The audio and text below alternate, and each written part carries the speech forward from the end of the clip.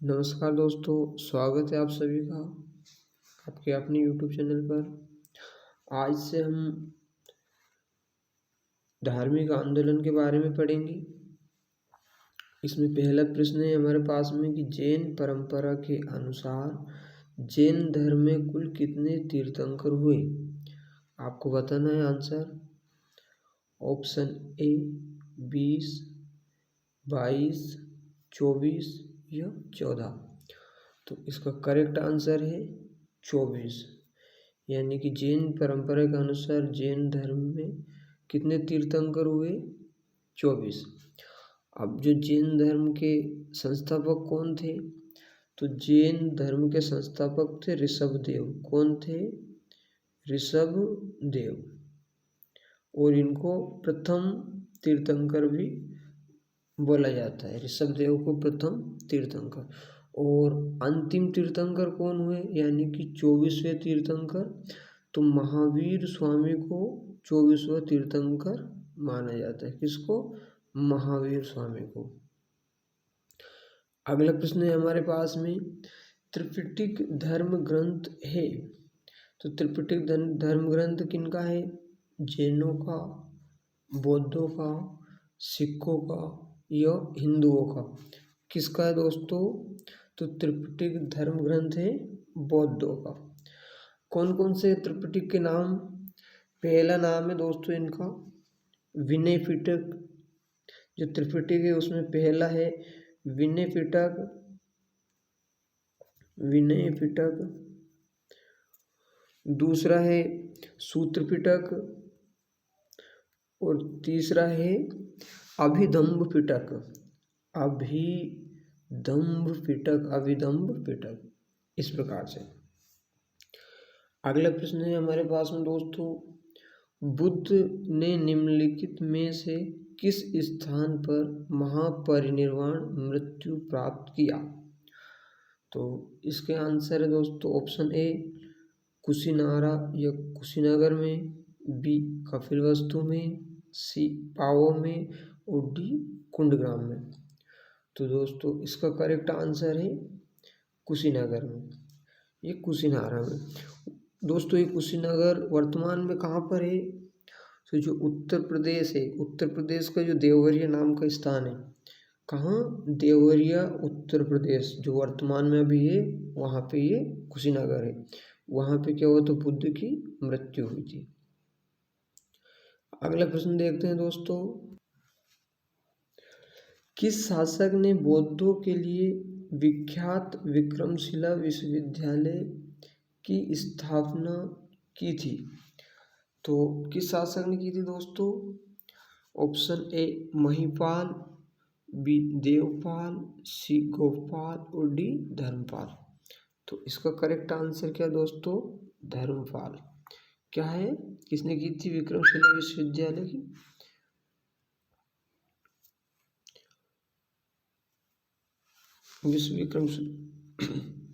अगला प्रश्न है, किसके द्वारा तृतीय बौद्ध संगीति को संरक्षण प्रदान किया गया था?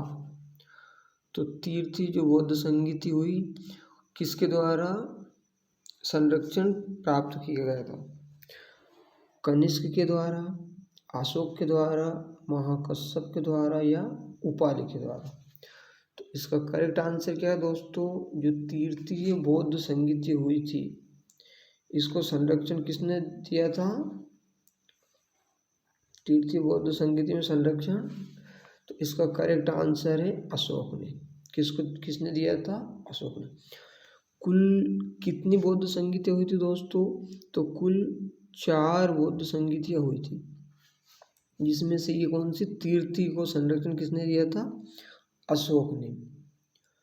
अब इसके ये कहाँ पर हुई थी जो बौद्ध संगीत तृतीय थी वो? तो ये पाटलिपुत्र में हुई थी। कहाँ पर हुई थी? पाटलिपुत्र में। और कहाँ पर हुई थी? पाटलिपुत्र में। और पाटलिपुत्र को वर्तमान में यानी कि पटना, जो वर्तमान पटना है उससे ही पाटलिपुत्र बोला जाता है। और उस समय इसके अध्यक्ष कौन थे? तो मोगलीपुत्र तिस्य जो है वो इनके अध्यक्ष थे। अगला प्रश्न क्या है, बौद्ध ग्रंथ पिटकों की रचना निम्नलिखित में से किस भाषा में की गई थी। जो बौद्ध ग्रंथ के पिटके थे, तीन जो पिटक है त्रिपिटक, उनकी भाषा कौन सी थी।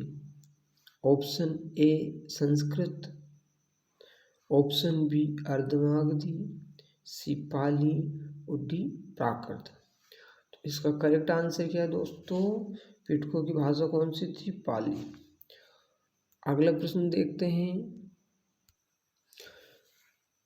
किस शासक के शासनकाल में नेपाल में बौद्ध धर्म का गमन हुआ।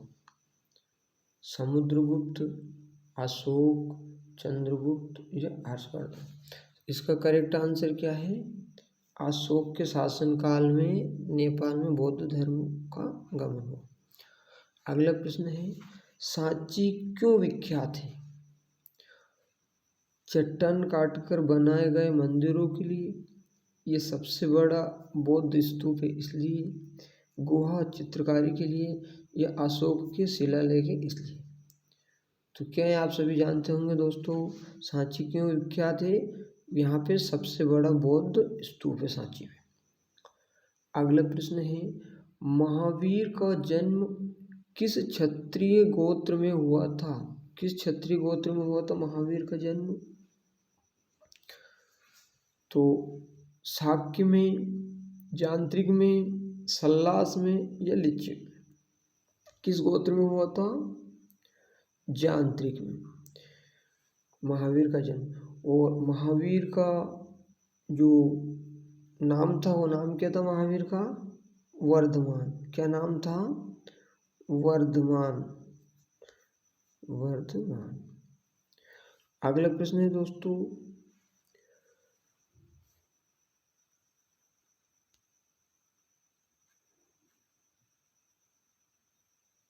महावीर की माता कौन थी। महावीर की माता कौन थी।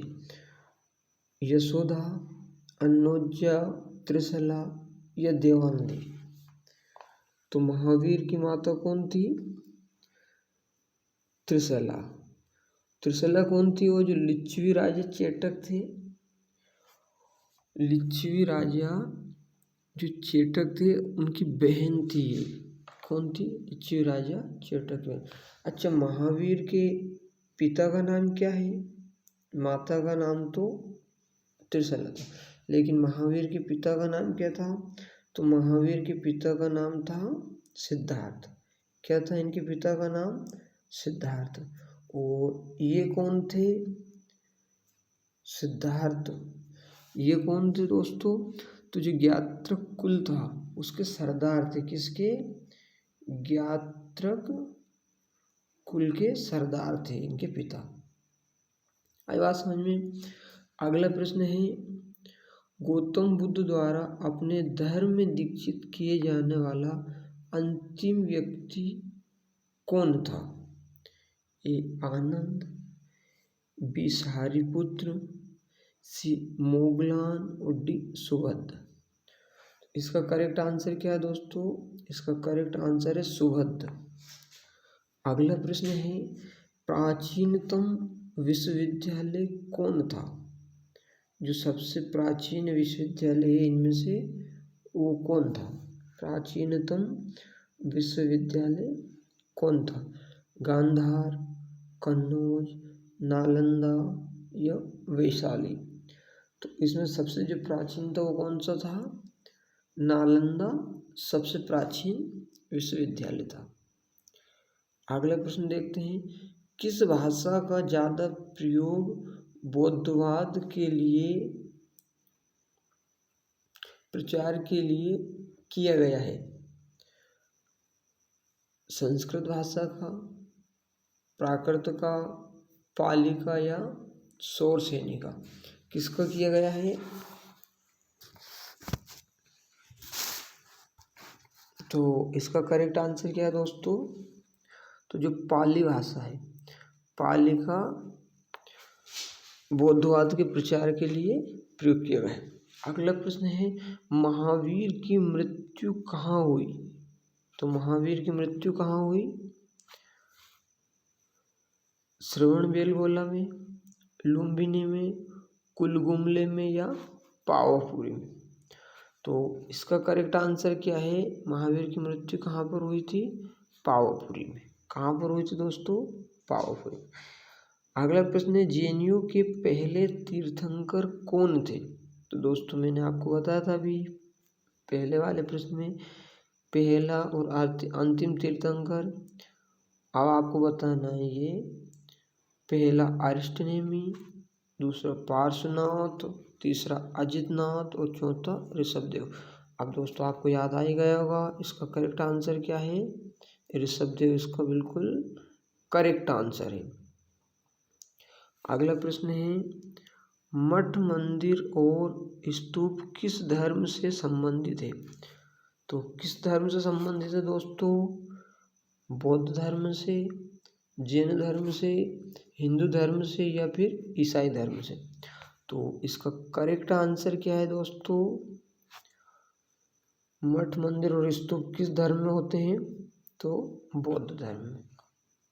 इसका बिल्कुल करेक्ट आंसर है। अगला प्रश्न है दोस्तों, बौद्ध धर्म एवं जैन धर्म दोनों के उपदेश किसके शासनकाल में दिए गए थे?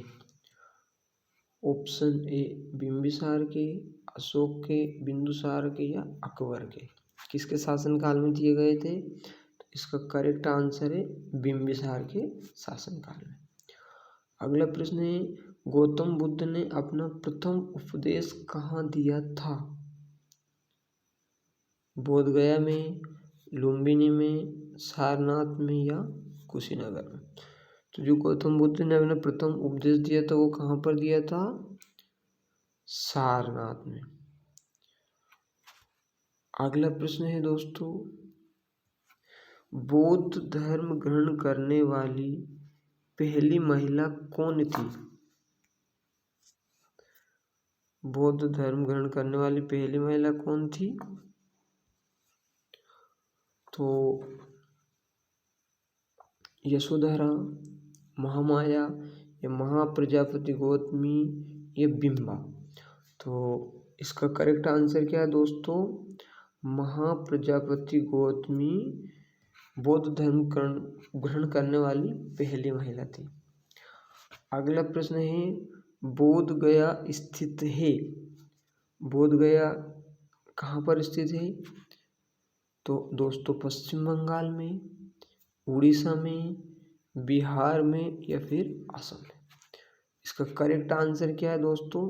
बिहार में। बोध गया कहाँ पर है? बिहार में। अगला प्रश्न है, जातक किसका ग्रंथ है?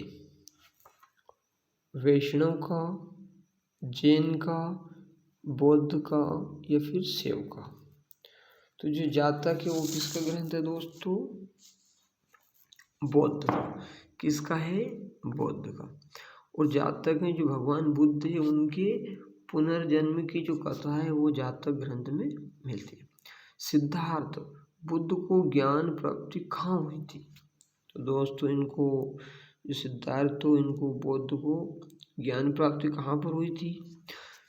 वाराणसी में, सारनाथ में, कुशीनगर में या फिर गया में? तो इसका करेक्ट आंसर क्या है मेरे दोस्तों? ऑप्शन नंबर डी यानी कि गया में। अगला प्रश्न देखते हैं,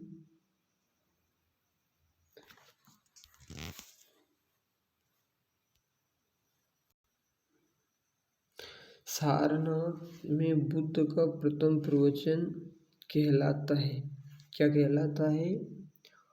महाविनिष्क्रमण, महापरिनिर्वाण, महामस्तकाभिषेक या धर्मचक्र प्रवर्तन? तो इसका करेक्ट आंसर क्या है दोस्तों? धर्मचक्र प्रवर्तन। सारनाथ में जो बुद्ध का प्रथम प्रवचन क्या कहलाते हैं? धर्मचक्र प्रवर्तन। थैंक यू दोस्तों, अगर आपको वीडियो अच्छा लगा हो तो प्लीज़ सब्सक्राइब कीजिए, शेयर कीजिए। थैंक यू, धन्यवाद दोस्तों।